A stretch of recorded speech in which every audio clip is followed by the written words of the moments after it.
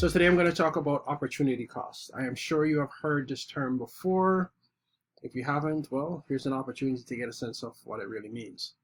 So for every dollar that's earned, you either choose to spend it or you can invest it. Now, invested dollars, that grows over time.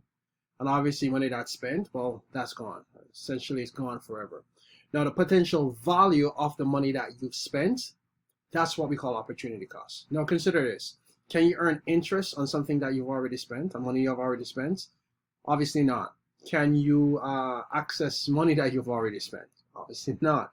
Well, that's the case, and we know that that's the case. Then the other question we ask is, what would the money spent be worth at some future date if it had been invested? And that amount is what we call opportunity costs, right?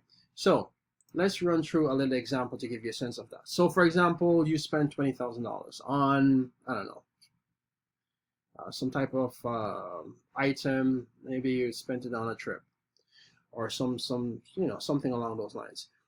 If you had taken that $20,000 and invested in a return, invested in something that provides you with a return of 5%, and you invested it for 13 years, well, essentially you would have made an additional $18,259 in addition to the original amount, right?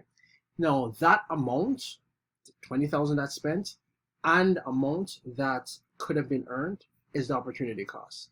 So now you're thinking, well, that's great, but what do I do with this information? Well, there are two ways you could kind of look at this.